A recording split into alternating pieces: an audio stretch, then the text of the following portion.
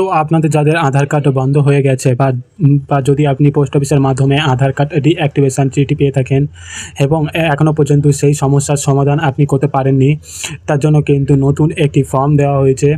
যে ফর্ম দিয়ে কিন্তু আপনারা বাড়িতে বসেই ফিল আপ করতে পারবেন, যে ফর্মটা কিন্তু আপনারা বাড়িতে বসে ফিল আপ করতে পারবেন এবং অনলাইনেই সেই ফর্মটি জমা করতে পারবেন আপনাদের আধার কার্ড চালু করার জন্য। অর্থাৎ যদি আপনাদের আধার কার্ড বন্ধ হয়ে যায়, সেই আধার কার্ডকে চালু করার জন্য কিন্তু নতুন একটি ফর্ম প্রকাশ করা হয়েছে। তো এই ফর্মটি আপনারা কীভাবে ফিল আপ করবেন এবং কোথায় পাঠাবেন, কিভাবে পাঠাবেন, ফর্মের সাথে কোন কোন ডকুমেন্ট দিতে হবে, ডিটেলস জানতে পারবেন আজকের এই ভিডিওতে। তো যাদের আধার কার্ড বন্ধ হয়ে গেছে তাদের জন্য কিন্তু আজকের এই ভিডিওটি খুবই গুরুত্বপূর্ণ। শুরু থেকে শেষ পর্যন্ত অবশ্যই দেখবেন। ভিডিওটি ভালো লাগলে লাইক করবেন, চ্যানেলটিকে সাবস্ক্রাইব করে পাশে রাখা বেল আইকনটি ক্লিক করে রাখবেন যাতে এরকম নিত্য নতুন ভিডিও সবার প্রথমে আপনি পান। তো চলুন ভিডিও স্ক্রিনে যাওয়া যাক। তো এখানে আপনারা একটি ফর্ম দেখতে পাচ্ছেন, যেটা হলো আধার অ্যাক্টিভেশন ফর্ম। অর্থাৎ এই ফর্মটি কিন্তু প্রকাশ করেছে শ্রী শান্তনু ঠাকুর, যিনি বিজেপির একজন মন্ত্রী। তো তিনিই কিন্তু এই ফর্মটি প্রকাশ করেছেন আধার কার্ড যাদের বন্ধ হয়ে গেছে সেই বন্ধ আধার কার্ড চালু করার জন্য। তো এই ফর্মটা আপনারা কোথায় পাবেন? এই ফর্মটা পাওয়ার জন্য কিন্তু আমি একটা লিঙ্ক প্রোভাইড করে দেবো, আপনারা ওই লিঙ্কে ক্লিক করে কিন্তু এই ফর্মটা ডাউনলোড করতে পারবেন। ডাউনলোড করার পরেই ফিল আপ করতে পারবেন। তো এখানে আপনারা দেখতে পাচ্ছেন সাবজেক্ট কি রয়েছে, রিকোয়েস্ট ফর অ্যাক্টিভেশন অফ আধার। অর্থাৎ আধার কার্ড অ্যাক্টিভ করার জন্য এই ফর্মটি কিন্তু আপনাদের ফিল আপ করতে হবে। তো ফর্মটি কীভাবে ফিল আপ করবেন? ফর্ম ফিল আপ করার জন্য প্রথমে কিন্তু আপনারা এখানে ডেট, অর্থাৎ কোন ডেটে আপনি ফর্মটা ফিল আপ করছেন, প্রথমে তারিখ, তারপরে মাস, তারপরে বছর এখানে লিখে দেবেন। চাইলে আপনি কিন্তু বাংলাতেও ফিল আপ করতে পারেন, চাইলে আপনি ইংলিশেও ফিল আপ করতে পারেন।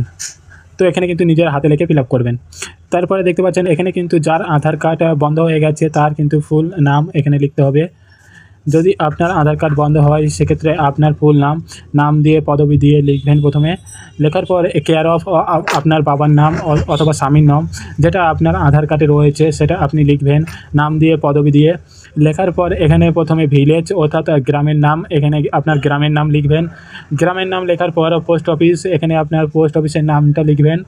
পোস্ট অফিসের নাম লেখার পরে পিএস অর্থাৎ থানা বা পুলিশ স্টেশন, এখানে আপনার পুলিশ স্টেশনের নামটা লিখবেন। পুলিশ স্টেশনের নাম লেখার পরে এখানে ডিস্ট্রিক্ট, এখানে আপনার জেলার নামটা লিখে দেবেন। জেলার নাম লেখার পর পেয়ে যাবেন পিনকোড, এখানে আপনার এলাকার পিনকোডটা দেবেন। যে পিনকোড আপনার রয়েছে সেই পিনকোড দেবেন। দেওয়ার পর আধার নাম্বার, এইবার কিন্তু এখানে আপনাদের আধার কার্ড নাম্বারটা দিতে হবে। যে আধার কার্ডের নাম্বারটি ডিঅ্যাক্টিভেট হয়ে গেছে বা যে আধার কার্ডের জন্য আপনি বাই পোস্টের মাধ্যমে চিঠি পেয়েছেন আধার অ্যাক্টিভেশনের জন্য, সেই আধার কার্ডের নাম্বারটা এখানে দিয়ে দেবেন। দেওয়ার পর এখানে মোবাইল নম্বর, চাইলে আপনি আধার কার্ডের যে লিঙ্ক মানে ফোন নাম্বারটা রয়েছে সেই ফোন নাম্বার দিতে পারেন, বা বর্তমানে আপনার কাছে যে ফোন নাম্বারটি অ্যাভেলেবেল আছে বা চালু রয়েছে সেই ফোন নাম্বারটা আপনি এখানে দিতে পারেন। তো ফোন নাম্বার দেওয়ার পর কিন্তু নিচের দিকে আপনাদের একটা সিগনেচার করতে হবে। যার আধার কার্ড তার কিন্তু একটা সিগনেচার করতে হবে। তো এখানে এই যে আপনারা দেখতে পাচ্ছেন এই জায়গায় আপনাদের কিন্তু একটা সিগনেচার করতে হবে। যার আধার কার্ড বন্ধ হয়ে গেছে তার কিন্তু এখানে একটা সিগনেচার করতে হবে। তো এইবার ফর্মটি আপনারা ফিল আপ করবেন। ফর্মটি ফিল আপ করার পর কোথায় আপনারা জমা করবেন? তো এখানে আপনারা দেখতে পাচ্ছেন শান্তনু ঠাকুর কিন্তু একটা হোয়াটসঅ্যাপ চালু করেছে এবং একটি ইমেল অ্যাড্রেস চালু করেছে। যে হোয়াটসঅ্যাপে বা ইমেলে আপনারা এই ফর্মটি ফিল আপ করার পর এই ফর্মটিকে কিন্তু আপনারা হোয়াটসঅ্যাপ বা ইমেলে কিন্তু পাঠাতে পারবেন আধার কার্ড চালু করার জন্য। তো এই ফর্মের সঙ্গে কোন কোন ডকুমেন্টস জমা করতে হবে? ফর্মের সাথে কিন্তু আপনাদের যে আধার কার্ড, আধার লেটার, অর্থাৎ যে চিঠি এসছে আপনাদের রাঁচি থেকে বাই পোস্টের মাধ্যমে বাড়িতে দিয়ে গেছে আধার কার্ড বন্ধ করার জন্য যে চিঠি এসছে, সেই চিঠির এক কপি পাঠাবেন, পাশাপাশি ফর্মটা পাঠাবেন এবং আপনাদের আধার কার্ডের যে ছবি সেই ছবিটা আপনি পাঠাবেন, তাহলেই কিন্তু হয়ে যাবে। অর্থাৎ এই ফর্মটি ফিল আপ করার পর এই ফর্মটি আপনি ফিল আপ করবেন। ফিল আপ করার পরে যে হোয়াটসঅ্যাপটি আপনি দেখতে পাচ্ছেন বা যে ইমেল অ্যাড্রেসটি দেখতে পাচ্ছেন, সেই হোয়াটসঅ্যাপে বা সেই ইমেলে এই ফর্মটি কিন্তু ফিল আপ করার সাথে সাথে ফর্মটি ফিল আপ করবেন। ফিল আপ করার পর আপনার যে আধার ডিঅ্যাক্টিভেট লেটার সেই চিঠি পাঠাবেন, কপি পাঠাবেন চিঠির একটা, তার সাথে আধার কার্ডের একটি কপি পাঠিয়ে দেবেন এবং যে ফর্মটি ফিল আপ করছেন সেই ফর্মটির কপি একটা পাঠিয়ে দেবেন। এই হোয়াটসঅ্যাপ বা এই ইমেলে কিন্তু আপনারা পাঠিয়ে দেবেন।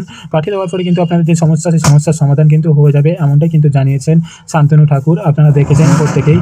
তো যদি আপনার ক্ষেত্রে সমস্যা হয়ে থাকে সেক্ষেত্রে আপনিও পাঠাতে পারেন। যদি আপনার সমস্যার সমাধান হয় সেক্ষেত্রে কিন্তু আপনার ক্ষেত্রেও কিন্তু সুবিধা হবে। তো এই ছিল একটা আজকের ছোটো একটি গুরুত্বপূর্ণ আপডেটটি আপনাদের কেমন লাগলো অবশ্যই কমেন্ট করে জানাবেন।